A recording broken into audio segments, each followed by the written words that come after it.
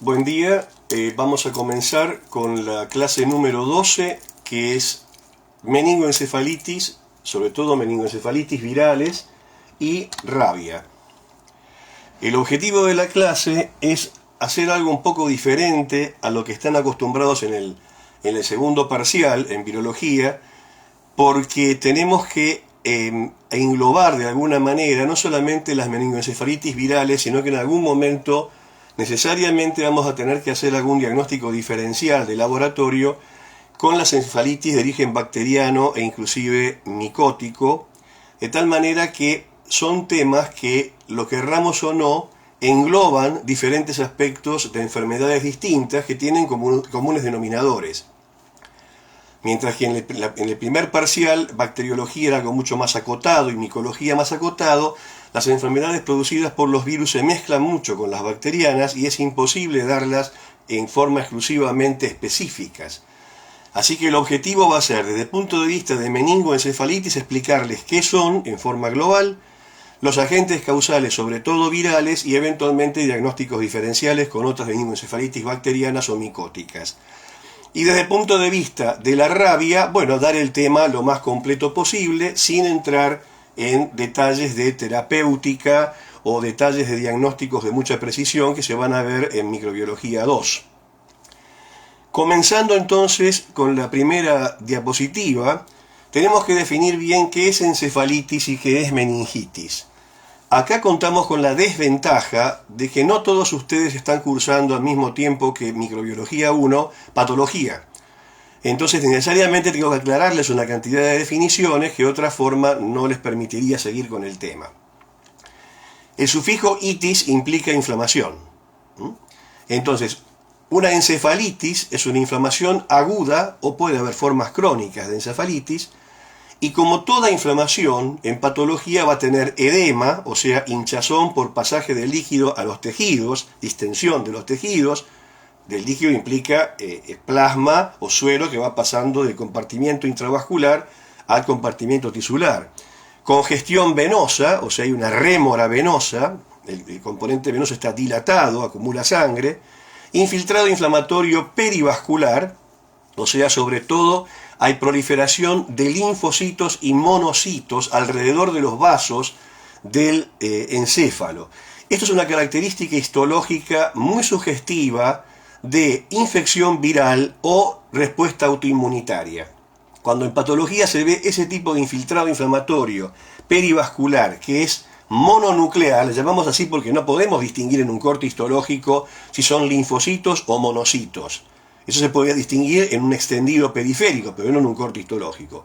Entonces decía, cuando en patología vemos este tipo de manguitos perivasculares, como se les llama, o infiltrado linfomonocitario perivascular, eso es sugestivo o de una infección viral o de una respuesta autoinmune. Y hay proliferación de la glía, sobre todo de la microglía. También hay un componente llamado neuronofagia, o sea, las neuronas se necrosan, o sea, se destruyen, o se apoptosan, y la neurona destruida es rodeada y es fagocitada por la microglía y en menor medida por las demás células gliales, formando focos de gliosis y de destrucción neuronal. Se pueden observar en las encefalitis cuerpos de inclusión intracelulares. Algunos virus, como el virus rabia, por ejemplo, hace los cuerpos de Negri, que son cuerpos de inclusión intracelulares, ya lo vamos a ver cuando veamos el tema en unos minutos. Y se observa todo esto sobre todo en la sustancia gris. Digo esto porque hay enfermedades desmielinizantes que se ven más en la sustancia blanca, pero eso escapa al curso de microbiología, lo van a ver en patología. Este cuadro encefalítico, ¿cómo se manifiesta clínicamente? ¿Y por qué nos metemos en la clínica si dijimos más de una vez que microbiología 1 no es clínica y microbiología 2 tampoco es clínica, es microbiología? Lo tenemos que hacer porque si no, no van a entender bien la diferencia entre encefalitis y meningitis. Clínicamente, o sea, de acuerdo a lo que el médico ve en el paciente, a eso se le llama clínica. Clínica viene de klinos, que en el griego quiere decir cama, es lo que el médico ve en el paciente. Son enfermedades de comienzo brusco, en general con aumento de la temperatura y por consiguiente escalofríos, a lo cual se le agregan excitación psicomotriz y eventualmente convulsiones. En la segunda etapa hay un estado de obnubilación, o sea, pérdida parcial de la conciencia, confusión mental y coma. La coma es la pérdida del estado de conciencia, tiene varios grados el coma, 1, 2, 3, 4, el 4 es un coma ya farmacológico o manejable en unidades de terapia intensiva. Eso es una encefalitis. Es un cuadro realmente dramático que se puede observar no solamente en humanos, sino también en animales. La meningitis, en cambio, desde el punto de vista de la patología, es una inflamación de la leptomeninge, o sea, pía madre y aracnoides, sobre todo la capa visceral. Hay meningitis crónicas que comprometen sobre todo la dura madre y pueden ser bacterianas, en general son bacterianas, y ustedes tuvieron conmigo una clase en la cual yo les puse como ejemplo algo que en mi laboratorio se había hecho con cultivos primarios de fibroblastos de dura madre humana, y habíamos demostrado la formación de biopelículas por parte de Staphylococcus aureus. Bueno, no es el caso este. Cuando hablamos de meningitis o leptomeningitis, sobre todo están comprometidas la pía madre y la aracnoides. Y las células inflamatorias son distintas. Si la meningitis es bacteriana, va a haber polimorfonucleares neutrófilos, leucocitos polimorfonucleares neutrófilos. En cambio, si la meningitis tuviera etiología viral, o de otras bacterias o algún hongo, va a tener un componente inflamatorio de tipo linfomonocitario, o sea, mononuclear. Y aparte hay una alteración en la composición del líquido cefalorraquídeo que necesariamente vamos a tener que estudiar acá en microbiología. ¿Cómo comienza la clínica de una meningitis? Bueno, eso depende de la edad que tenga el paciente. No es lo mismo un niño que reacciona en bloque, o sea, en pediatría les van a enseñar que un chico no es un adulto pequeño, en primer lugar, y en segundo lugar que el chico responde en bloque, o sea, tiene fiebre y hace convulsiones o llora. Tiene un cuadro de cualquier otro tipo que no sea infeccioso y va a ser lo mismo. El adulto puede especificar si le duele un punto o si tiene tal o cual síntoma, el niño no.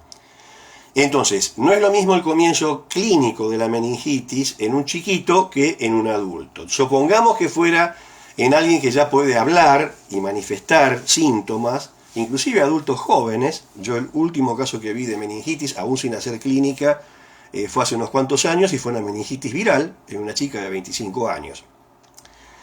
La clínica es variable. Los cuadros más característicos son cefalea intensa. ¿Qué es cefalea? Dolor de cabeza. El segundo punto también característico es el vómito en chorro. El vómito en chorro es el vómito sin náusea previa. Uno puede vomitar porque comió una comida pesada, le cae mal y en general tiene síntomas digestivos y tiene arcadas previas. El vómito de origen neurológico, o sea, de origen central, se transforma en un vómito en chorro, sin arcadas previas. Fotofobia. ¿Qué quiere decir fotofobia? Bueno, que le molesta la luz. ¿Y qué es lo que le molesta de la luz? Le produce dolor de cabeza, le produce cefalea. Contractura muscular, o sea, en los libros aparece rigidez de nuca y ustedes lo repiten porque no han usado semiología todavía. Entonces, ¿cómo se evalúa esa rigidez de nuca o de los músculos espinales? Yo no les voy a enseñar semiología, pero para que tengan idea de lo que es la rigidez de nuca, y con el paciente acostado en la cama, boca arriba, lo que se denomina decúbito es la posición del paciente en la cama, decúbito dorsal en este caso, los médicos ponemos una mano detrás del cuello y primero vemos si el cuello está blando o está rígido de alguna forma.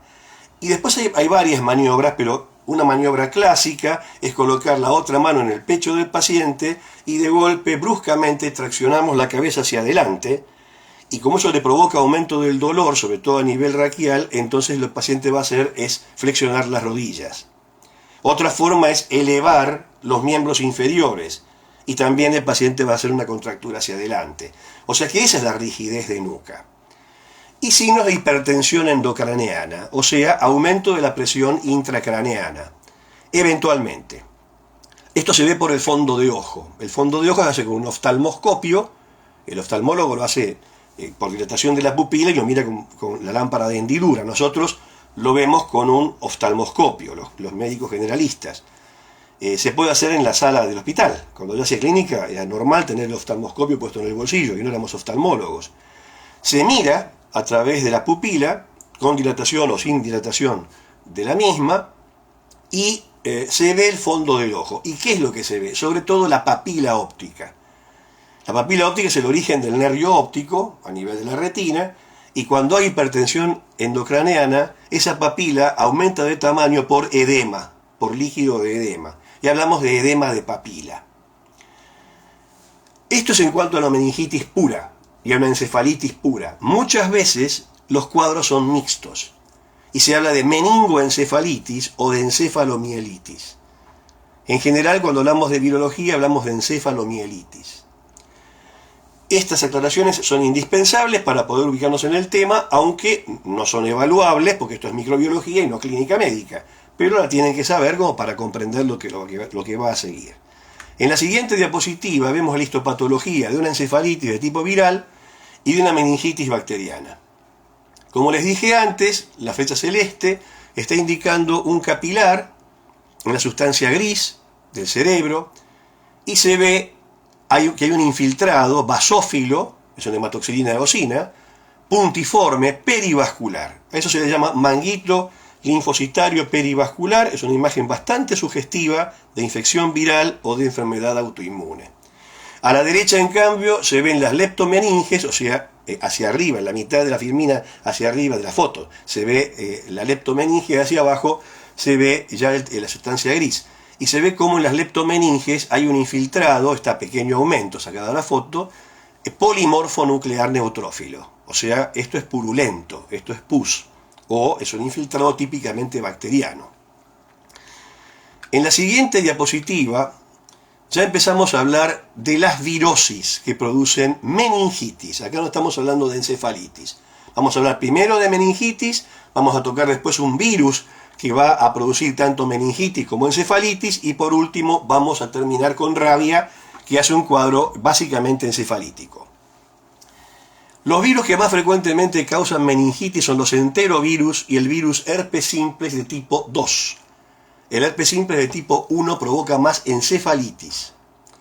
Como concepto global, una meningitis viral, sea por enterovirus o por herpes simplex 2, ¿qué pronóstico tiene? En general tiene un buen pronóstico. Hay excepciones, por supuesto, pero en general no cursan con mal pronóstico. Todo lo contrario de las meningitis bacterianas, que son emergencias infectológicas. Esto no quiere decir que un cuadro meningio viral no lo sea también. Pero cuando el médico tratante hace el diagnóstico de meningitis de probable etiología viral, les comenta a los familiares y al paciente, al interesado, que el pronóstico va a ser seguramente favorable. La meningitis bacteriana no. Vamos a ver en la siguiente diapositiva el fundamento de los enterovirus, nada más que el fundamento. ¿Por qué? Porque la última clase teórica que van a tener en este cuatrimestre va a ser de picornavirus. Y los picornavirus clásicamente englobaron a los rinovirus que producen resfrío y los enterovirus. Entonces ahí vamos a explicar a fondo enterovirus.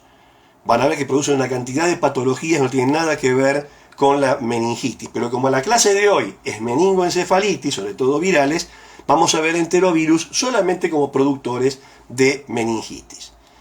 Conceptualmente son virus, como ven en la imagen, en la foto, pequeños, tienen 20 a 30 nanómetros, 25 a 30 nanómetros. Acá tiene una barra de aumento, ven que entra 4 veces más o menos en la barra. Con simetría icosaédrica, no son envueltos, tienen un genoma con ARN monocatenario con polaridad positiva, o sea, polaridad de mensajero, y ese genoma transcribe en una poliproteína que luego es clivada por enzimas. Clásicamente los enterovirus se los dividía en los virus polio, en los virus ECO y en los virus Coxsackie. Desde hace algunos pocos años hay una nueva clasificación de enterovirus que se las voy a dar en la clase teórica última. No en la que viene del viernes, sino en la última clase teórica. De tal manera que solamente nos limitamos acá a hablar de enterovirus como agentes productores de meningitis. Una pregunta básica es, ¿cómo se infecta un paciente con un enterovirus? Bueno, los enterovirus, como dice el nombre, son eliminados por materia fecal y en grandes cantidades. ¿Y cómo van a ingresar? Por vía oral. ¿Y a través de qué van a ingresar por vía oral? Y en general de aguas contaminadas con materia fecal humana.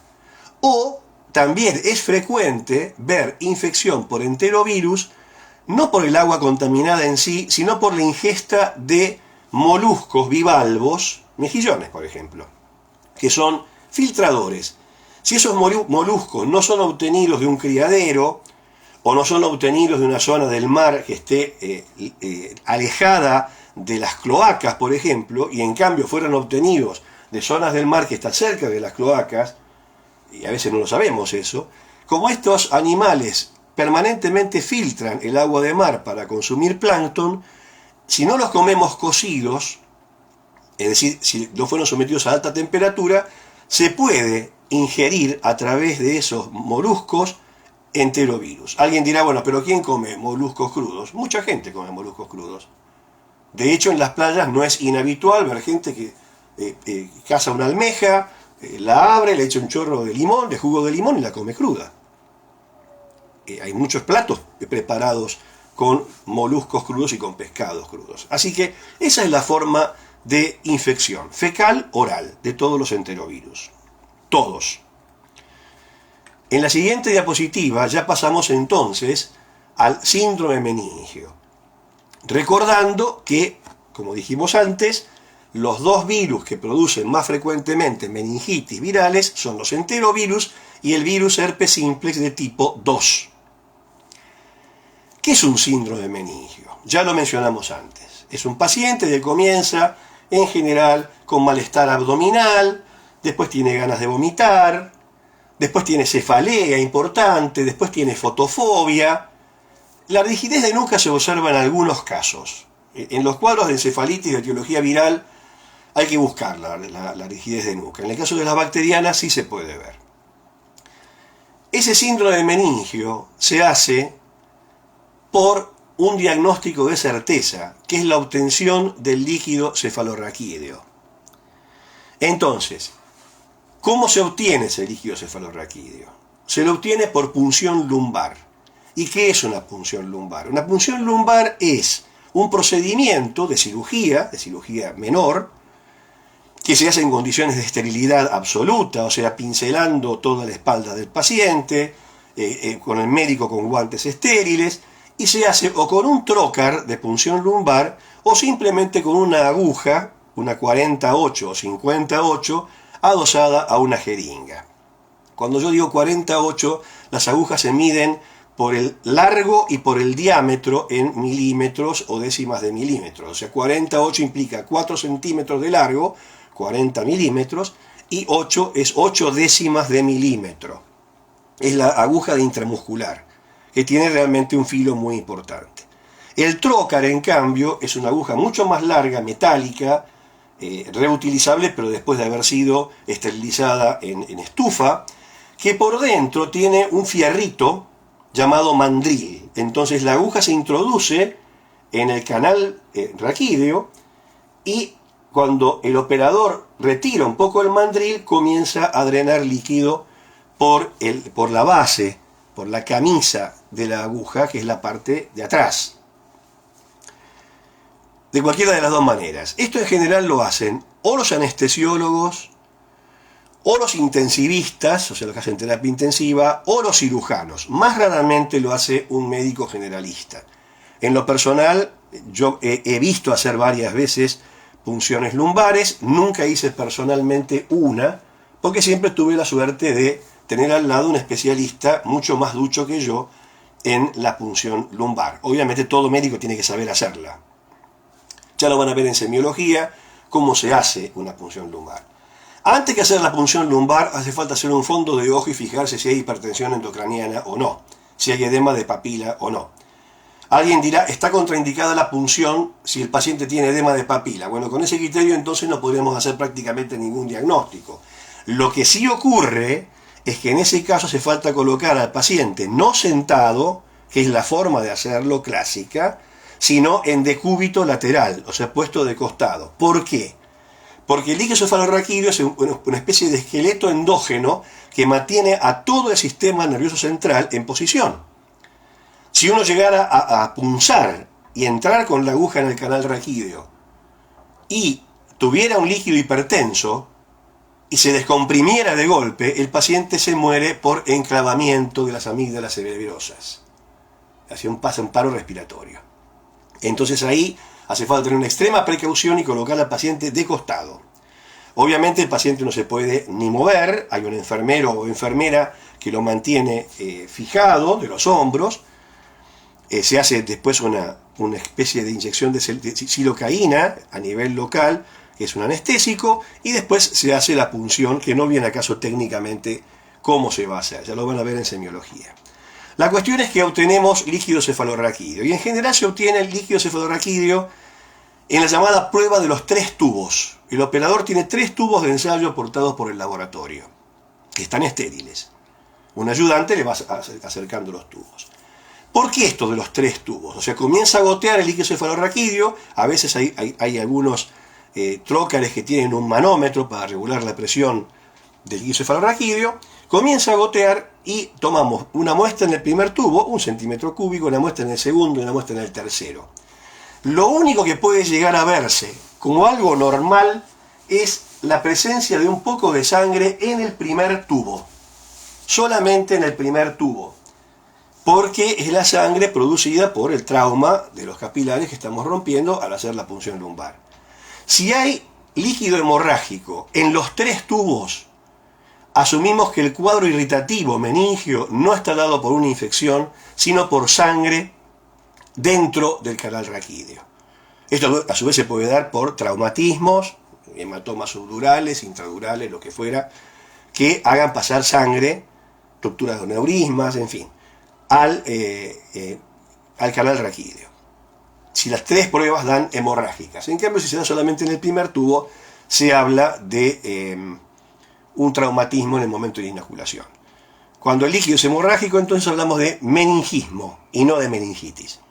Ahora, suponiendo que esto fuera una meningitis, hay 2 grandes grupos de meningitis clasificables por el aspecto del líquido cefalorraquídeo, si es turbio o si es claro. Si es turbio, uno asume que es una meningitis bacteriana. Y entre las bacterias causales más importantes, ya la han visto con nosotros, está Streptococcus pneumoniae, Neisseria meningitidis y Haemophilus influenzae.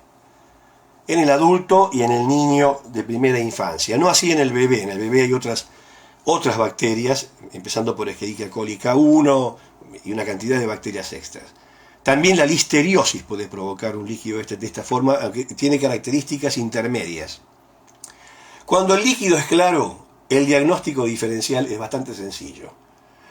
Enormemente, diría, en los casos, ese líquido claro indica una etiología viral. Alguien dice, bueno, pero también Mycobacterium tuberculosis puede dar líquido claro. Sí, es cierto. Y Cryptococcus neoformans también puede dar líquido claro. Sí, también es cierto.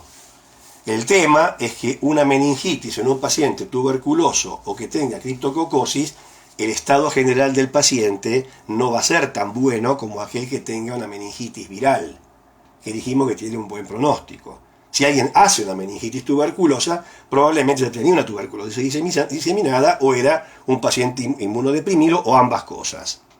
Entonces, esa es la característica macroscópica de ese líquido cefalorraquídeo. En la siguiente diapositiva vemos algunas imágenes de cómo se hace la punción lumbar. Ven a la izquierda la forma clásica de hacerlo. Se palpan las apófisis espinosas. En general la punción se hace entre la cuarta y la quinta vértebras lumbares. Se palpan los coxales, el borde superior de los coxales, hacia adentro se traza una línea. Con el pulgar se apoya en la apófisis espinosa, se hace la silocaína, previamente antisepsia con alcohol iodado como en este caso. Si yo tuviera que hacer eso no haría tan poca antisepsia como se ve en la foto, yo haría antisepsia de toda la espalda. Mejor pecar por exceso y no por defecto. En estos casos se introduce la aguja hasta que poder entrar, pasar la dura madre, que se siente como una resistencia, y a partir de allí se toma la muestra. En lo posible con el paciente en decúbito lateral. Y como ven, flexionado hacia adelante. Y ahí se toma la muestra, se ve a la derecha cómo se está tomando la muestra, cómo se gotea el líquido cefalorraquídeo. Abajo tienen una imagen de coloración de Gram del líquido cefalorraquídeo, se centrifuga ese líquido y se hace un extendido, si fuera turbio, por ejemplo. Y van a ver a la izquierda, por ejemplo, diplococos Gram negativos junto con polimorfonucleares, y restos de fibrina, eso es propio de una Neisseria meningitidis, y a la derecha se ven cocobacilos gram negativos, que es propio de Haemophilus influenzae. O sea que ya por el gram puede ser orientativo, porque son tan diferentes los neumococos con los meningococos y con los Haemophilus, que ya se puede hacer una presunción. Obviamente no es un diagnóstico de certeza. En la siguiente diapositiva vemos qué hace el laboratorio con el estudio del icosefalorraquídeo. Primero ve la macroscopía. Segundo, hace el sedimento, o sea, lo centrifuga y hace una coloración de Gram. Observa qué tipo de leucocitos hay, si son polimorfonucleares o son mononucleares, o sea, linfocitos y monocitos. Se hace una tinción de Megrun-Walchienza para eso, o por morfología directa. Y si hay eritrocitos, o sea, glóbulos rojos, y cuánto hay. Y después se dosa la concentración de glucosa en el icosefalorraquídeo, llamado glucorraquia, y la concentración de cloruros, llamada clorurorraquia. Esto importa porque la hipoglucorraquia es propia de la infección bacteriana piógena, o sea, meningococo, neumococo, Haemophilus, mientras que los cloruros se mantienen normales. En cambio, si fuera, por ejemplo, una meningitis tuberculosa o una meningitis por Cryptococcus neoformans, primero el líquido va a ser claro. Y segundo va a haber hipoglucorraquia e hipoclorurorraquia, las dos cosas, con líquido claro. Y las células inflamatorias van a ser linfocitos y monocitos, o sea, mononucleares, no polimorfonucleares. La listeria monocitogenes, que lo vieron conmigo en otra de las teóricas, hace una cosa extraña, porque tiene líquido turbio, es una bacteria obviamente, pero tiene hipoglucorraquia e hipoclorurorraquia. Ahí importan los antecedentes de medio, de contacto con las carnes, por ejemplo, como para orientarse, y aparte es un cuadro sobre todo neurológico. Después se hace el estudio específico. Lo clásico es cultivar, ya lo vieron en bacteriología, pero el cultivo tarda. Entonces se hace cada vez más detección de antígenos o detección de ácidos nucleicos por PCR en el caso de herpes simplex o por RT-PCR en el caso de los enterovirus, porque acabamos de decir que tienen RNA. O sea, hace falta hacer una transcripción inversa primero de ese genoma y después amplificar, o sea, de RNA a DNA copy, y a partir de ahí hacer una amplificación por PCR. Y se va al diagnóstico de certeza en forma rápida. También hay forma de detectar antígenos eventualmente en el icosefalorraquídeo. Digamos que cada vez se usan más los métodos rápidos. Por supuesto que si el médico de guardia, por las características del icosefalorraquídeo, por la falta de vacunación previa, por la edad del paciente, sospecha en una meningitis bacteriana, y suponiendo que no tuviera un infectólogo en el hospital porque fuera un hospital periférico, va a tener que derivar a ese paciente, que en general va a ser un niño, va a estar con su padre, su mamá o un familiar, adulto. Bueno, el concepto que les quiero remarcar ahora es que jamás se deriva sin tratar a ese chico. Se le da una dosis de ceftriaxona, que es un tipo de cefalosporina, con lo cual tenemos 24 horas, como mucho, de concentración media importante bacteriostática como para que el paciente pueda ser trasladado a otro hospital. Nunca se deriva un paciente con meningitis bacteriana sospechosa sin tratamiento. Se le puede tomar la muestra para hacer el diagnóstico, o se le puede dar también al familiar para que vaya a otro hospital y ya tiene la muestra tomada, pero se le da antibiótico-terapia profiláctica. Eso tiene que estar absolutamente claro. Es una emergencia infectológica la meningitis bacteriana, así que no se deriva un paciente si no tenemos cómo internarlo en el hospital sin tratamiento empírico. En la siguiente diapositiva vemos el otro virus que va a producir meningitis de etiología viral, el herpes simplex 2. ¿Por qué puse acá herpes simplex 1 y herpes simplex 2? Porque vamos a ver los dos cuadros. El herpes simplex 1 produce encefalitis. El herpes simplex 2 produce meningitis. Ambos virus, como ya lo vieron en la clase de latencia viral, tienen a la derecha y arriba la ultraestructura, es un virus envuelto con glicoproteínas que forman espículas, una cápside o nucleocápside de simetría icosaédrica, como lo ven ahí, y en el medio un tegumento que es propio de los herpes. Arriba a la izquierda ven una imagen de microscopía electrónica de transmisión donde se ven nucleocápsides intranucleares, porque es un virus con ADN. Y abajo ven el efecto citopático que produce en cultivos celulares. O sea, redondeamiento, puede formar núcleos en vidrio esmerilado, algunas cepas forman sincicios, las menos.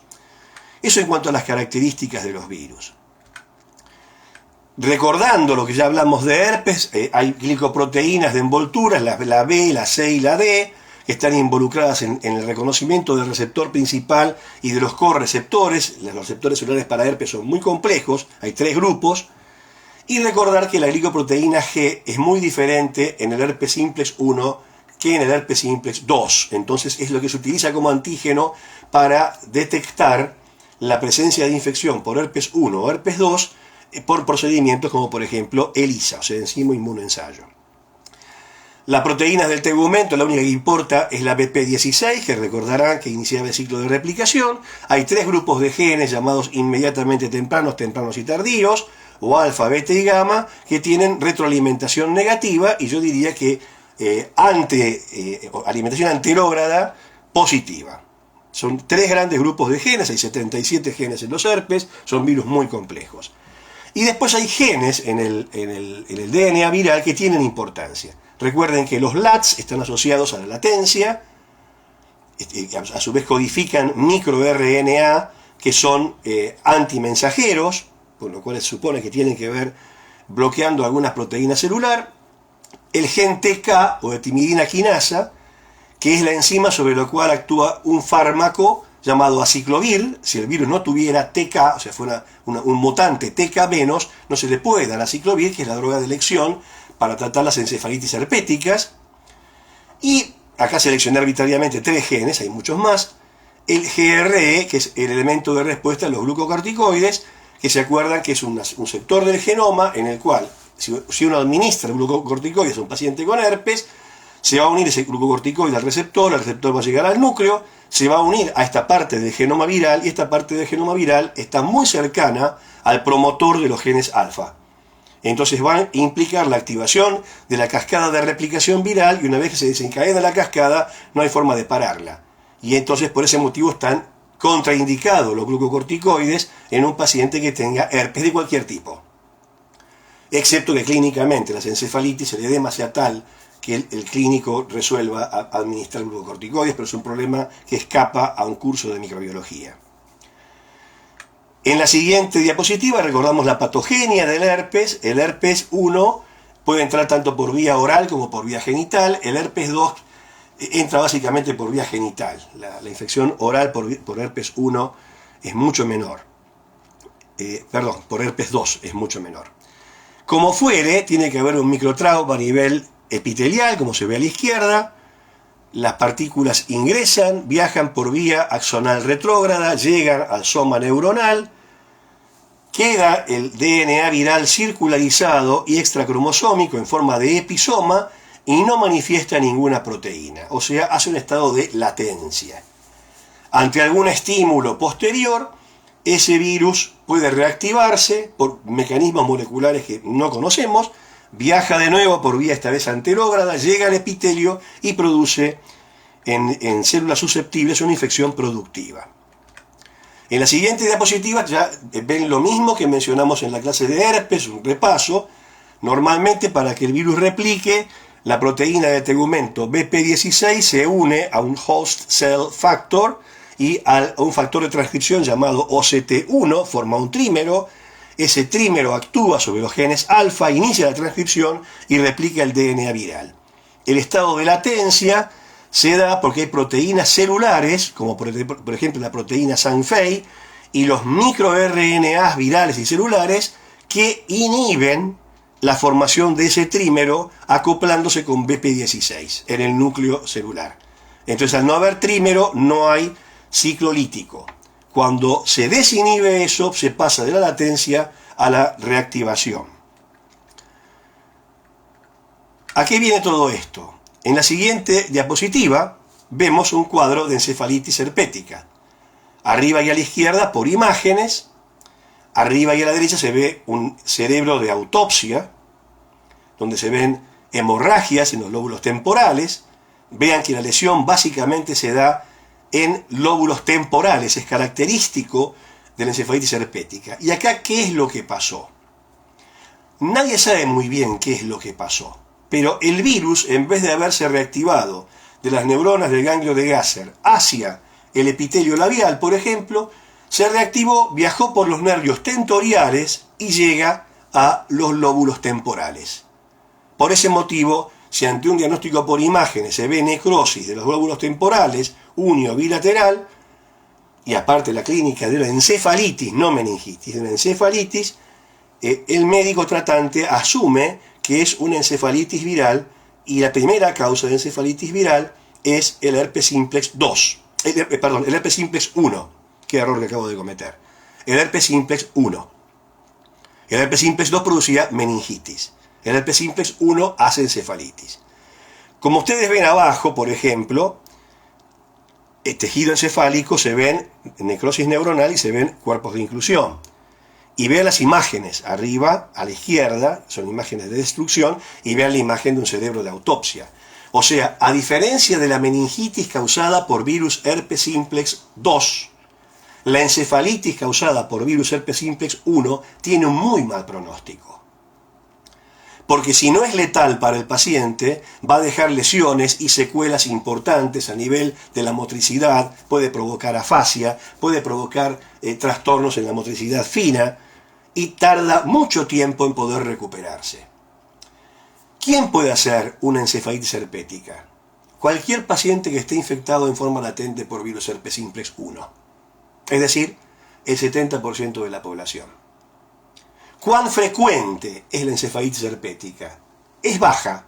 Hay una estadística que plantea que en la ciudad de Buenos Aires, considerando los casos que hay, el porcentaje de positividad de infección, etc., no debería haberse más que 4 casos por año de encefalitis herpética por virus herpes simplex 1. Sin embargo, los infectólogos discrepan un poco con esto y dicen que ellos ven más, ven mayor frecuencia. Es difícil establecer eso porque no siempre hace el diagnóstico de certeza. Debería hacerse el diagnóstico de certeza. Pero el concepto es que cualquiera puede hacer una recurrencia de herpes simplex 1 y en vez de hacerlo hacia el labio, lo hace hacia la corteza cerebral de los lóbulos temporales. Hay algunos investigadores que dicen que la encefalitis es más frecuente cuando la primoinfección por herpes simplex 1 ocurrió en la edad adulta y no en los primeros 6 años o 6 meses de vida, que es cuando se hacen seropositivos la mayor parte de los habitantes. Es un trabajo publicado, no hay garantías de que sea realmente así. Aparte sería muy difícil de probar. Para comparar con esto, y retomando un poco el tema de meningitis por herpes simple de tipo 2, la meningitis por herpes simple de tipo 2 se da después de una primoinfección genital por herpes simplex 2. A los 15 días aproximadamente, esa primoinfección genital, puede haber un cuadro de meningitis, de curso evolutivo benigno. No hace encefalitis el herpes 2, el herpes 1 sí, y acá lo ven.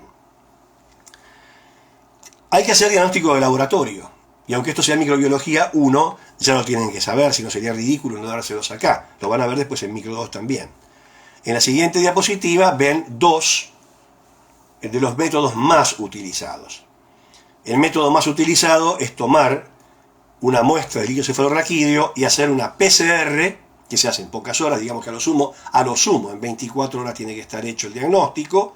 Entre tanto, el paciente es tratado con grandes dosis intravenosas, o sea, parenterales, de aciclovir, que es el fármaco de elección, que es un fármaco poco tóxico, de tal manera que podemos utilizar grandes dosis.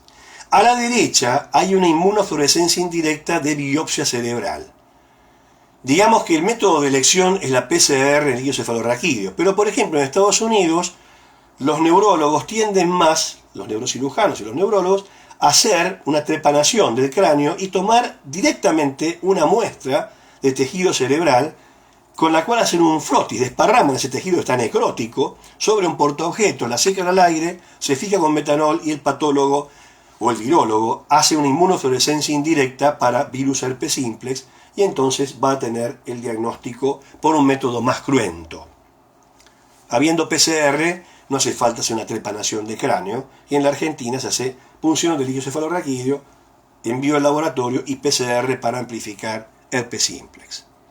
Con lo cual hemos ya visto entonces las meningitis por enterovirus y por virus herpes simplex 2, enterovirus, infección por transmisión fecal oral, por el agua contaminada o por moluscos bivalvos filtradores, el herpes simplex 2 como primo infección genital. Por ese motivo las meningitis por herpes simplex 2 se dan en pacientes de adolescentes hacia arriba, que ya han tenido las primeras relaciones sexuales.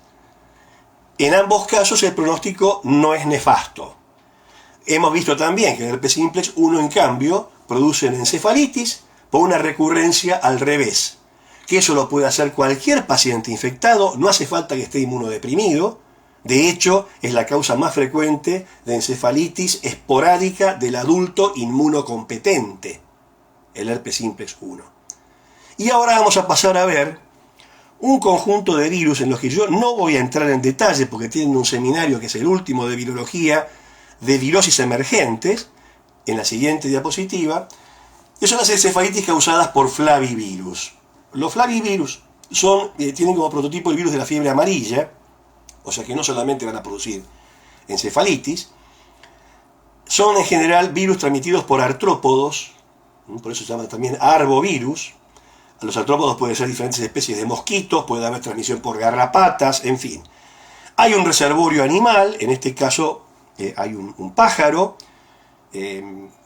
por caso el virus que produce encefalitis de San Luis, Estados Unidos, no San Luis, la provincia argentina. Tiene como reservorio a los pájaros comunes, no sé si es el gorrión o algo así, que es picado por el mosquito común, el Culex pipiens, y ese mosquito transmite por picadura al hombre y hace un cuadro encefalítico. En la Argentina está subdiagnosticado los casos de encefalitis por este tipo de causas, porque no se las ha buscado demasiado. En la vieja cátedra de microbiología había una colega, la doctora Mettler, que trabajaba en la Universidad de Tandil y tenía sueros de pacientes con encefalitis y después los chequeó con toda una cantidad de virus y vio que había casos de encefalitis de San Luis y vio que había casos de polio vacunal, que ya lo vamos a ver en la última clase qué es esto. O sea que, como no hay laboratorios de detección o no lo sabía, si uno no busca algo no lo va a encontrar jamás.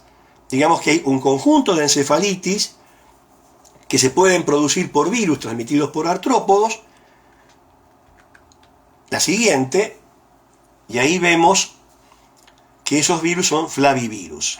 ¿Cómo son los flavivirus? Son virus envueltos, ahí tiene una microscopía electrónica de transmisión, donde se ve que en el citoplasma, en el sistema de endomembranas, hay brotación de partículas adquiriendo su envoltura, son icosaédricos, tienen RNA de polidad positiva, y como todos los virus de este tipo, hay una transcripción en una poliproteína que luego se cliva en diferentes péptidos que más tarde se van a ensamblar tomando de nuevo parte del genoma. En este caso van a salir por brotación porque son virus envueltos. ¿Y qué enfermedades pueden producir estos virus? En la siguiente diapositiva puse algunos ejemplos, hay muchas más. Estas son enfermedades humanas, ustedes van a ser médicos de pacientes humanos, no de animales, o de los otros animales. Por ejemplo, encefalitis del Nilo Occidental. ¿Por qué la pongo? Si está en el Nilo Occidental y el Nilo está en Egipto, y en realidad nace en Sudán, ¿no? Pero bueno, digamos que el delta del Nilo está en Egipto. Bueno, porque se descubrió ahí, pero después pasó a Estados Unidos. Y entonces, como ha habido argentinos que viajaron a Estados Unidos, se ha detectado algún que otro caso de encefalitis del Nilo Occidental. La encefalitis japonesa, la encefalitis del Valle de Murray y la encefalitis de San Luis, que es así, me consta que ha habido casos reportados en Argentina, y no uno ni dos, sino más. El problema de estos casos es que muchas veces pasan completamente desapercibidos, es decir, el paciente hace un cuadro encefalítico, quizás algún médico del interior que tiene menos posibilidad de hacer diagnósticos de certeza o no piensa en esto, confunde el cuadro, el paciente en general sobrevive, no hace un cuadro como es la encefalitis herpética, no se toma la muestra y no se hace el diagnóstico. Simplemente para que sepan que hay una cantidad de encefalitis producidas por flavivirus y que están transmitidas por artrópodos y que pueden infectar al hombre y como son estudiantes de la Universidad de Buenos Aires, por lo menos conozcan el nombre de esas encefalitis. Si alguna vez dicen encefalitis de San Luis, sepan que San Luis, Estados Unidos, que también tenemos casos acá en la Argentina. Hay una cantidad de encefalitis extras, en la esquina del este, la esquina del oeste. ¿No? Si entran en cualquier libro de biología las van a ver. ¿Qué importancia tiene en el programa? Bueno, cuando tenemos tanto requerimiento de clases en poco tiempo, tenemos que seleccionar la información que le vamos a brindar. Entonces yo quiero que se centren, por ejemplo, en encefalitis producida por virus simple de tipo 1, antes de conocer todas las encefalitis causadas por flavivirus. Porque digamos que la incidencia no tiene proporción alguna con la realidad. Sepan que existen y que las pueden buscar. Bueno, habiendo terminado el tema de meningitis virales y diagnósticos diferenciales con algunas bacterias y con un hongo, Egyptococcus neoformans, de encefalitis y meningitis producida por virus que hacen las dos cosas, vamos a pasar ahora al tema final, que es rabia, que está producido por un virus neurotropo puro. El virus rabia tiene una historia muy interesante. Yo a ustedes les comenté que hay un libro hermoso para que lo lean, que se baja libre de pago en internet, llamado Los cazadores de microbios, de Paul de Kruif, un libro hermosísimo.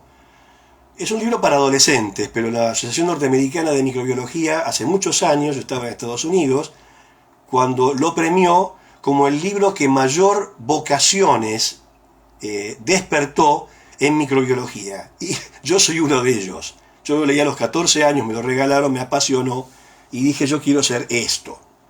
No quiero ser Pasteur, ojalá lo hubiera sido, pero quería trabajar con microbios. Me empezó a apasionar la microbiología siendo adolescente. Bueno, el virus rabia tiene una historia muy particular. Lo descubrió Louis Pasteur.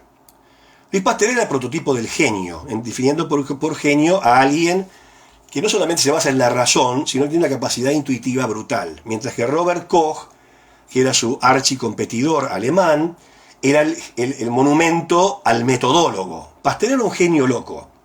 Era un genio divino, pero un genio al fin. Que para Francia es un poco el equivalente a Napoleón. Yo tuve ocasión de visitar la ciudad de París solamente una vez en mi vida, y bueno, fuimos, en vez de ir a la tumba de Napoleón, al Instituto Pasteur, como buen microbiólogo, a ver cómo era. Y realmente, cuando uno ve la tumba de Pasteur y ve los matraces que dejó Pasteur, a uno le corre un chucho de frío por la espalda, ¿no? Sobre todo siendo un microbiólogo experimental. Lo genial de Pasteur fue que descubrió el virus sin haberlo visto. Calculen que el microscopio electrónico de transmisión lo inventa Ruska en 1933. Ruska estaba en la Alemania nazi y como era antinazi, pasó las de Caín, tuvo que irse, emigrar y terminó de construirlo en Estados Unidos. Y el primer virus que se vio por microscopía electrónica fueron los virus más grandes, los virus pox, los virus de la viruela. O sea que Pasteur, que trabajó en el siglo XIX, nunca podía ver un virus. ¿Por qué? Porque está por debajo del límite de resolución del microscopio óptico. Entonces, era un hombre muy detallado, muy detallista, muy preciso en la escritura, su caligrafía era perfecta, anotaba todo lo que hacía.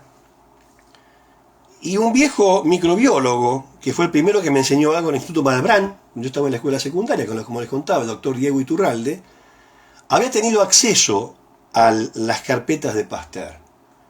Y nos contó una anécdota que a mí nunca se me borró. Ponía, día tal, pruebo con tal colorante, no veo nada. Día tal, pruebo con tal colorante, tampoco veo nada. Claro, pero él veía que podía transmitir la enfermedad. Y podía transmitir la enfermedad de animal en animal. Él trabajó con perros. Pasteur era químico y detestaba a los médicos.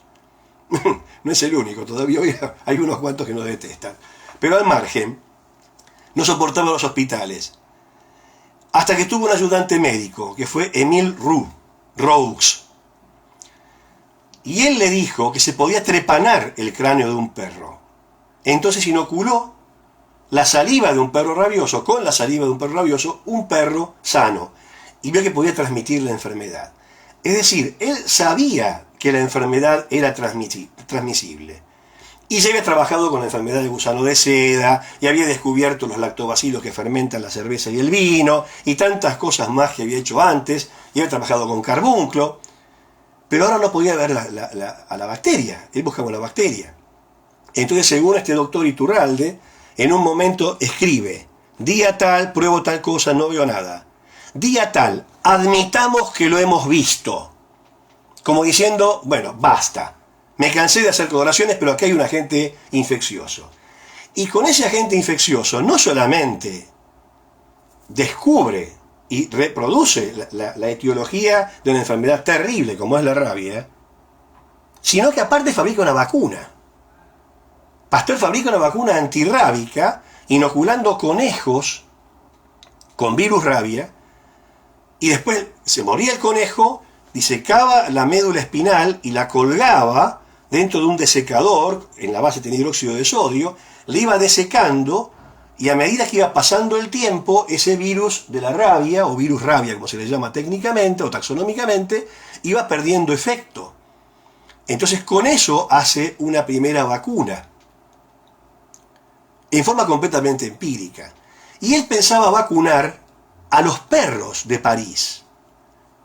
Sus amigos médicos, sobre todo sus compañeros médicos o sus colegas médicos, le decían: no vas a poder inocular a todos los perros de París. Y estaba en eso cuando llega una mamá con un nene espantosamente mordido por un perro rabioso. Pasteur era químico, pero había justamente introducido el lavado con agua hirviendo de los elementos que los obstetras utilizaban para hacer los partos, que solamente los lavaban, y así evitó la fiebre puerperal producida por estreptococos. Entonces, digamos que como tenía que hacer medicina, no se iba a meter a hacer medicina. Llamó a los dos mejores pediatras de París, y los dos mejores pediatras de París le dijeron: dele al chico la vacuna. El chico se llamó Joseph Meister y recibió la vacuna y se salvó. Cuando pasó esto, se corrió la noticia como reguero de pólvora, llegó hasta el zar de Rusia. El zar de Rusia le mandó a 14 mujiks, o sea, campesinos rusos que se habían sido mordidos por un lobo, de los cuales había que ir desde Rusia a París en esa época, por tren. Se salvaron 10 de los 14. Y en reconocimiento, el zar de Rusia le da a Pasteur una suma extraordinaria de dinero con la cual él puede fabricar su primer instituto, que todavía está hoy en la Rue du Tot de la ciudad de París. Es un edificio particularmente lindo. Bueno, yo me extiendo en esto porque saben que me gusta el tema, y aparte me parece que es parte de la cultura general médica.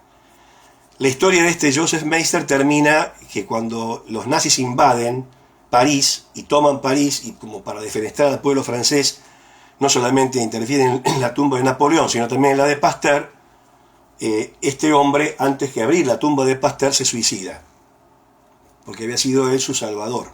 Y él había quedado como custodio de la tumba de Pasteur.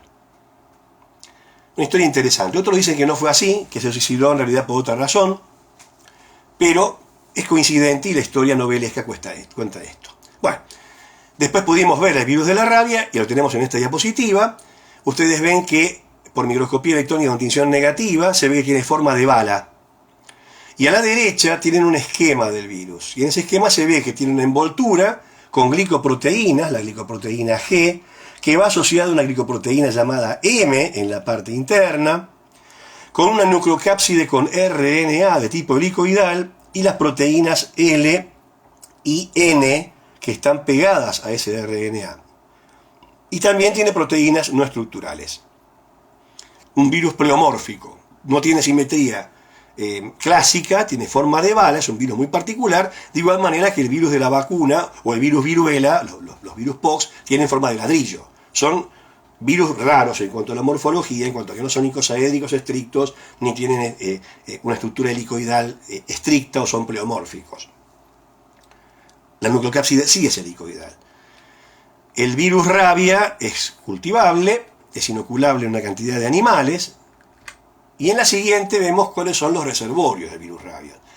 Digamos que hay una rabia que tiene reservorios urbanos y una rabia que tiene reservorios salvajes. En la Argentina, en 1975 o 74, un epidemiólogo que estaba a cargo del Ministerio de Salud de la provincia de Buenos Aires había logrado erradicar la rabia canina. Tengo entendido en la actualidad que eso se revirtió y que hoy hay casos de rabia nuevamente canina en la provincia de Buenos Aires. Eso les da como ejemplo que toda vez que uno levanta el control epidemiológico ocurre algún pequeño desastre o no tan pequeño.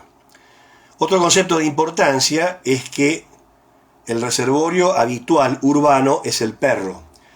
Una vez un veterinario especialista en infectología me dijo que si alguna vez llegara a haber un gato rabioso, la estadística dice que por cada gato rabioso que podría ser, hay 8 perros rabiosos. De tal manera que parece no ser tan común que haya un gato rabioso. La vacuna antirrábica para los animales es obligatoria en todo animal de sangre caliente, mascota, una vez por año. Es obligatoria, es decir, hay que hacerlo. Pero aparte hay un segundo reservorio urbano, que es el bichito ese que está abajo y ahora está de moda, un murciélago. La gente tiene un horror particular por los pobres murciélagos. Bueno, ahora está un poco justificado, ¿no? Pero por el tema de coronavirus, pero el pobre murciélago no tenía nada que ver. El problema lo tuvo el ser humano que entró en contacto con sus humores, llamémosle así. El murciélago puede albergar el virus rabia en la saliva y eliminarlo como tal en forma de aerosoles. El murciélago es un animal muy beneficioso para nosotros porque come mosquitos, por eso sale de noche. No nos va a morder nunca, eso es el vampiro, que es otra cosa. Alguien dirá, ¿hay vampiros en la Argentina? Sí, hay vampiros en la Argentina. El Desmodus rotundus, por ejemplo, vayan al Museo de Ciencias Naturales de La Plata y lo van a ver, tiene una envergadura de 40 centímetros, por ejemplo. Hay vampiros en el norte del país, Santiago del Estero, Córdoba, el centro del país. Los vampiros sí chupan sangre, transmiten rabia también, y transmiten rabia sobre todo al ganado. Son un problema para el ganado. No es que le van a chupar sangre en la yugular como Drácula. El vampiro se acerca al ganado en pie, lo muerde, hace anestesia de la zona por la saliva y chupa sangre, lame la sangre. Eso es lo que hace. O sea que hay vampiros. Los murciélagos no tienen nada que ver con eso. Son insectívoros. Nos vienen bien, matan a los mosquitos, se lo comen a los mosquitos. Buenos Aires, como ciudad que es con muchas cúpulas, habrán notado que nuestra ciudad tiene muchas cúpulas y muy lindas, por cierto, en las cúpulas de los edificios, en las cúpulas de las iglesias, en los taparrollos, se anidan los murciélagos. Pero particularmente en las cúpulas, donde hay mucha concentración, pueden estar eliminando virus rabia por la saliva. ¿Cómo se infecta el hombre en este caso? En el caso de los reservorios urbanos, por mordedura. En el caso del murciélago, por inhalación. Y el virus entra directamente de la pituitaria al bulbo olfatorio y del bulbo olfatorio al resto del encéfalo. De tal manera que va a ser una encefalitis que cualquier médico no advertido va a pensar que cualquier otra etiología menos en rabia. Obviamente el paciente está condenado. Si hace una encefalitis rábica no hay forma de recuperación. De tal forma que el mensaje común con respecto a los murciélagos es no ingresar nunca en cuevas o en cúpulas sin protección, o sea, sin máscara de protección. Porque no solamente se pueden infectar en las cuevas con virus rabia del murciélago, sino que las detecciones de murciélago hacen que prolifere un hongo que ya estudiaron llamado Histoplasma capsulatum, que tampoco es chistoso tener una prima infección con Histoplasma capsulatum. En general cursa evolutivamente bien, pero si tuviéramos inmunodepresión no la vamos a pasar bien. El murciélago normalmente sale de noche y no nos tiene más miedo ver a nosotros que nosotros a él. Cuando uno ve murciélagos que vuelan de día o que se meten en las casas y chocan contra las paredes, a pesar de que uno les abre la ventana para que se vayan, porque no le funciona ese radar que tienen, ese animal está enfermo. y probablemente tenga rabia. Alguien dice, pero ¿cómo tiene rabia en Buenos Aires? Yo me enteré de esto no por lectura ni por papers, sino porque alguna vez contacté al Instituto Pasteur, que está en Parque Centenario, que hace el control. Hablé directamente con el director, a raíz de un murciélago que apareció muerto en la escuela de mi hija cuando estaba en la escuela primaria, y llegó una nota de la directora, cuidado con los murciélagos. Yo llamé, y me dijo, doctor, hasta el 5% de los murciélagos de la capital federal tienen virus rabia. Hasta el 5%. El tema es que, bueno, se morirán en sus lugares o harán un cuadro encefalítico y morirán en la calle. El mensaje es que si uno ve un murciélago moribundo en la calle a la luz del día, no tiene que tocarlo, porque ahí sí puede haber transmisión o puede haber algún tipo de accidente.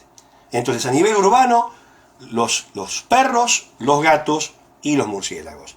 ¿Es frecuente que haya rabia en la capital federal? No. ¿Es frecuente que haya rabia humana, me refiero, en la provincia de Buenos Aires? Los índices son bajos. Hay perros rabiosos en la provincia de Buenos Aires, nuevamente. ¿Y cómo se infecta un paciente con rabia hoy? Bueno, son más peligrosos, en la siguiente diapositiva, los animales silvestres. Acá no tenemos ardilla, en Estados Unidos sí tienen ardillas, muchas ardillas. Acá tenemos el zorro colorado, por ejemplo, a la izquierda. O sea que es una enfermedad que se da en acampantes, en cazadores, en gente que está en contacto de alguna forma con animales salvajes, que sí tienen rabia. Yo tuve la oportunidad, como les conté alguna vez, de haber trabajado en Estados Unidos 4 años, en la ciudad de Boston, y después volví. A los 5 años volví también al mismo laboratorio 3 meses más. Y en la segunda vez se armó un tremendo escándalo porque en el parque público de Boston, que fue el primer parque público construido en América, en las Américas, una ardillita que abunda por todos lados y la gente le da maníes para comer, mordió a un chico y se armó un tremendo escándalo directamente. Cerraron el parque, cazaron las ardillas, empezaron a buscar si estaban rabiosas o no estaban rabiosas. Bueno, es razonable. Son animales salvajes, son animales, en este caso, adaptados a la vida cotidiana, pero animales silvestres. O sea que como conclusión, si bien lo clásico es la mordedura del perro, y de hecho es lo que tratamos, puede haber rabia contraída cuando uno va a hacer campamentos, o los que salen a cazar, o están en contacto de alguna forma con animales salvajes. En la siguiente diapositiva ya pasamos a ver cómo es el mecanismo de infección. Y acá esquemáticamente tienen a la izquierda una mordedura de un perro en la pierna, y a la derecha lo que ocurre cuando un paciente inhala el virus rábico y pasa directamente por la placa cribosa del etmoides. Los nervios olfatorios van al bulbo olfatorio y por el bulbo olfatorio su ruta hasta el encéfalo y hace una encefalitis mortal. En la siguiente diapositiva vemos lo que ocurre más frecuentemente, o sea, cuando un perro muerde a una persona, por ejemplo, en el miembro inferior. Acá es importante recordar que a diferencia del tétanos, en el cual la localización en el cuerpo de la herida no tiene ninguna importancia, porque todas pueden ser igualmente tetanígenas, en la rabia sí tiene importancia. Porque al ser un virus de transmisión intraaxonal, o sea, neural, si el virus entra a nivel periférico, como avanza entre 8 a 20 milímetros por día, cuanto más alejado esté del sistema nervioso central, léase el encéfalo y la médula espinal, mejor para el paciente. Si la mordedura, en cambio, fuera en la cara, está directamente a un tranco de poder infectar el cerebro. En este esquemita tienen la secuencia. Ingresa el virus por mordedura. En segundo lugar, se replica en el músculo en el sitio de entrada. Esto importa cuando sean practicantes de guardia y médicos generalistas, porque está contraindicado suturar la herida producida por la mordedura de un animal. Porque en el momento en que suturamos, estamos produciendo microtraumas y facilitando que el virus pueda acceder a las terminales nerviosas. Una herida hecha por un perro, se la desinfecta adecuadamente, obviamente se va a dar profilaxis antirrábica, que lo vamos a ver después, se da antibiótico-terapia, se vacuna contra el tétanos, porque los perros tienen en las fauces eventualmente esporas de Clostridium, no solamente tetani, sino antracis, el agente productor de la gangrena. Y también tiene flora anaerobia no esporulada y anaerobia esporulada. O sea, la fauce de un animal está repleto de microorganismos. Repleto de microorganismos. Y muchas veces cuando viene un paciente de la guardia de un hospital mordido por un perro, claro, el practicante joven o el médico de guardia de entrada descarta lo más peligroso, que es rabia.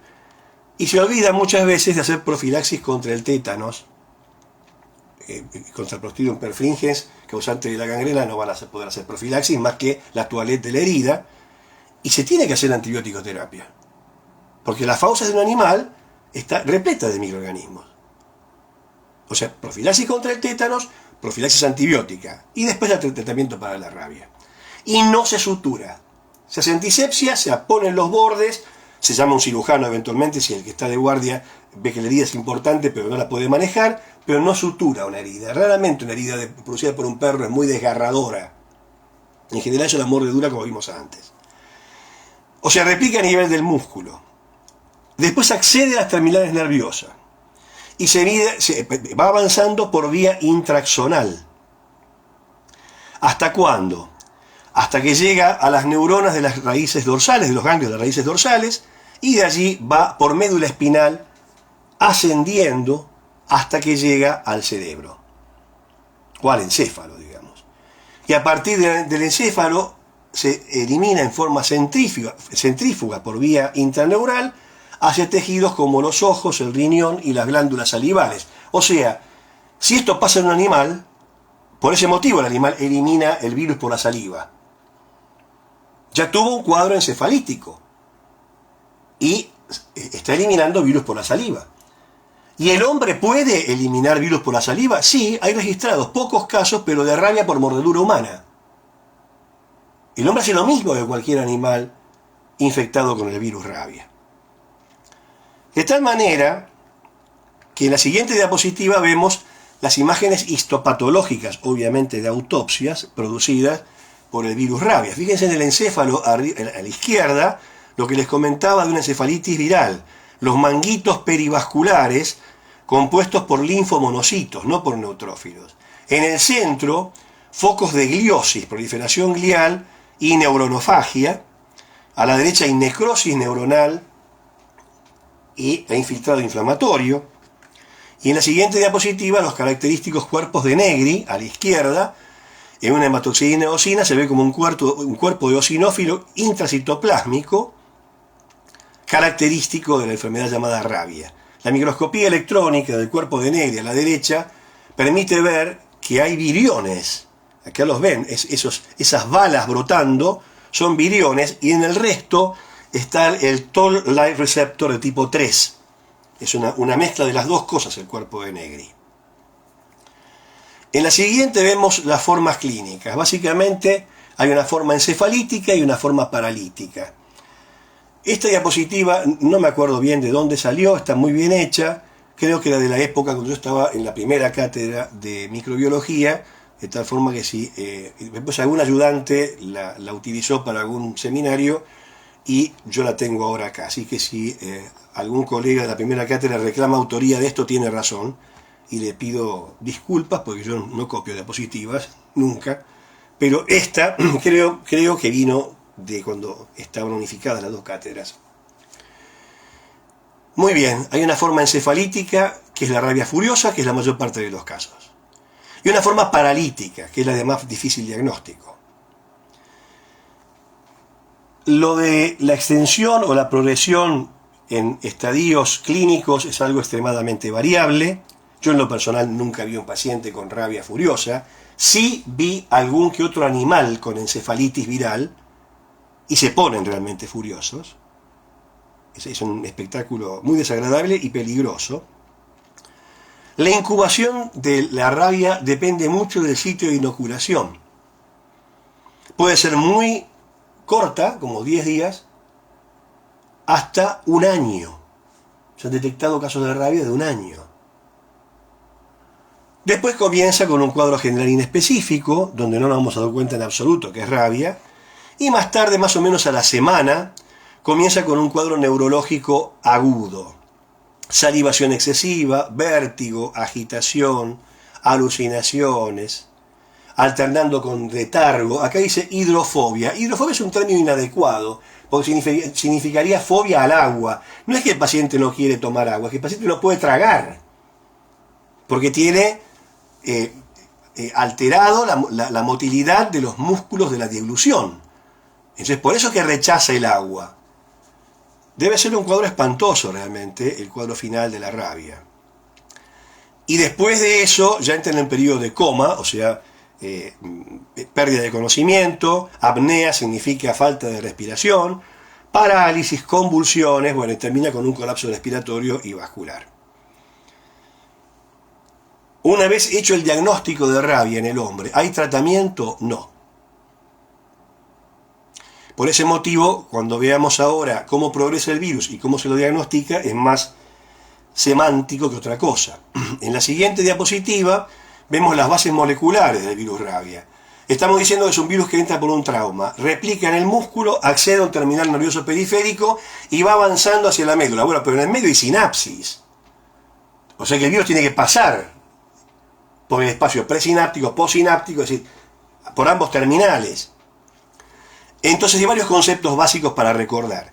Como en todo virus envuelto, el epitope que reconoce a los receptores va a ser el más periférico, en este caso la glicoproteína G. Y el receptor más caracterizado es el receptor nicotínico de acetilcolina. También hay fosfolípidos, como ustedes ven, hay moléculas de lesión neuronal, en fin, ahí tienen el listado. Básicamente es el receptor nicotínico de acetilcolina. Pero aparte, para poder hacer la invasividad, la glicoproteína G también es importante, juntamente con la glicoproteína M. Recuerden en el esquema del virus que la M está inmediatamente por debajo de la envoltura, y actúa en conjunto con la glicoproteína G. Tiene que interactuar con moléculas de la superficie celular, que están mediando la absorción viral. Tiene que haber una brotación a partir de ahí, y tiene que haber una transmisión transináptica. En la transmisión transináptica intervienen las glicoproteínas G y M. Pasa como si fuera un neurotransmisor. El virus, de célula a célula, de neurona a neurona. En la siguiente diapositiva vemos el diagnóstico de laboratorio. En el perro se puede hacer. En el hombre también se puede hacer. Por ejemplo, decían clásicamente hacer una impronta de la conjuntiva, o sea, tocar con un portaobjetos la conjuntiva y dejarlo secar, hacer una inmunofluorescencia indirecta para detectar antígenos de virus rábico. O en los pelos de la nuca, en las bases de los pelos de la nuca, folículos pilosos, pueden también hacerse. O hacer RT-PCR en la saliva. Claro, se puede hacer todo eso, pero el fin sería, no sé, con un propósito de medicina legal o para tener la garantía, la certeza de que ese paciente murió de rabia y no de otra cosa. Pero no sirve para nada en cuanto a la profilaxis o en cuanto al tratamiento. No hay tratamiento de la rabia. No hay. O sea, el paciente se va a morir de un cuadro encefalítico. De allí la importancia de la vacunación de las mascotas y la importancia de lo que se hace con el paciente que llega con una mordedura. La pregunta es, ¿y qué se hace? Yo les voy a dar una respuesta muy elemental para estudiantes de tercer año, que el año que viene van a estar en el hospital, y que van a probablemente hacer guardias. Les sugiero que lo hagan a partir de quinto año las guardias, no antes, porque si no se van a deformar. En quinto o en sexto año hagan guardias. De tal manera que todo lo específico, por ejemplo, el plan de vacunación antirrábica, les voy a decir dónde se hace y quiénes lo indican, pero no cómo se hace. Porque aparte varía la vacuna antirrábica, si se da en forma intradérmica o subcutánea, de acuerdo a una cantidad de parámetros, ubicación de la herida, tiempo de progresión, etc. El tratamiento antirrábico en la ciudad de Buenos Aires se hace, el tratamiento me refiero a la vacunación del paciente que fue mordido, ¿no?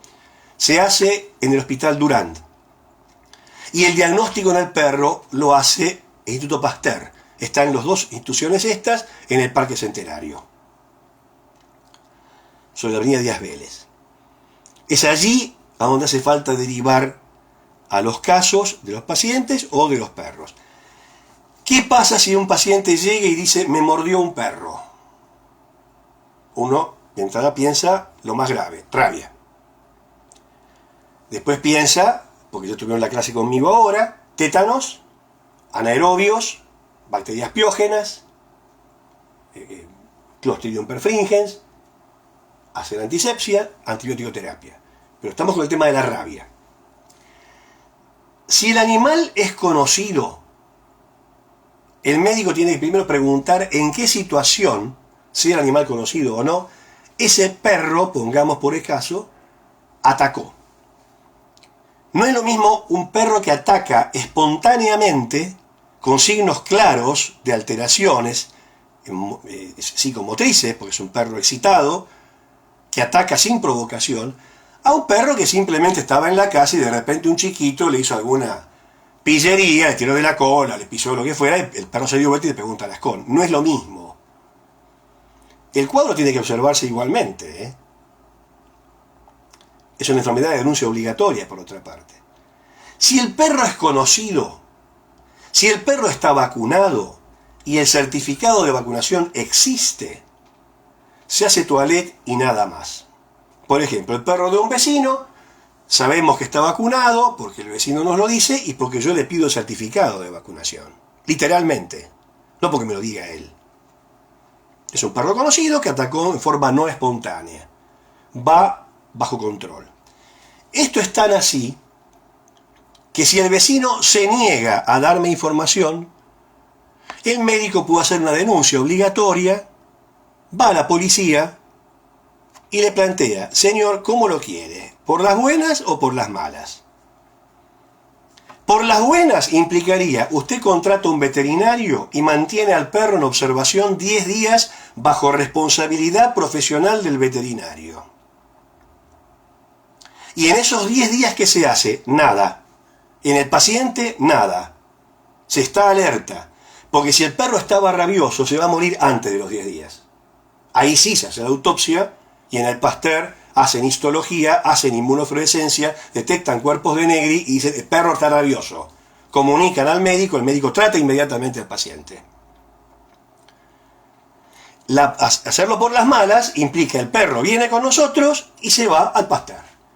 Y lo mantiene el Pasteur. Tengo entendido que aparte hay penalidades para el dueño del perro si se resiste a que el animal esté en observación. Ustedes dirán, qué exagerado, qué es este profesor, qué sé yo. Bueno, ya alguna vez van a ser padres, si es que no lo son, y les quiero ver qué pasa si sus hijos o alguno de sus hijos es mordido por un perro desconocido, por ejemplo. A ver qué van a hacer. O por un perro conocido de un vecino que se niega a decir si está vacunado o no está vacunado. No todos los perros están vacunados.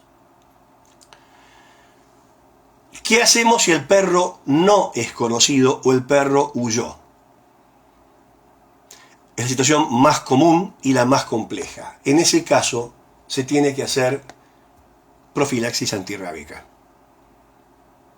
Si el perro no se lo encuentra, si uno estaba caminando por una calle de un barrio y vino un animal y lo mordió espontáneamente y uno ni sabe quién es ni dónde está, ahí tiene que hacer profilaxis antirrábica. Pero por eso les digo que no les voy a decir cómo, porque los especialistas que manejan el tema de rabia evalúan. No es lo mismo, por ejemplo, que haya habido un rasguño por parte del animal, a que haya habido un lambetazo por parte del animal, a que haya habido una mordedura profunda. No es igual. Y en ese caso es el especialista el que evalúa la dosis, la cantidad de vacuna y si se va a dar en forma intradérmica, subcutánea, cómo lo van a hacer. ¿Y qué vacuna se usa? ¿Por qué esto de dilatar la vacunación? Porque en la Argentina se usa todavía la vacuna Fuensalida Palacios. Fueron esos dos investigadores chilenos que desarrollaron el virus rabia, lo fabrica el Malbrán, el virus rabia en forma intracerebral en ratones lactantes. ¿Por qué en ratones lactantes? Porque tienen menos mielina. Entonces después se cosechan los cerebros, se matan los animales, se les sacan los cerebros, se homogeneizan, se purifica en la medida de lo posible esa suspensión que tiene el virus rábico y se inactiva el virus rábico. No hay ninguna vacuna antirrábica atenuada por el terror que nos puede llegar a producir que haya revertancia, o sea que el virus que pensábamos que era atenuado se transforma en infectivo y hace una enfermedad mortal. Toda vacuna antirrábica es inactivada.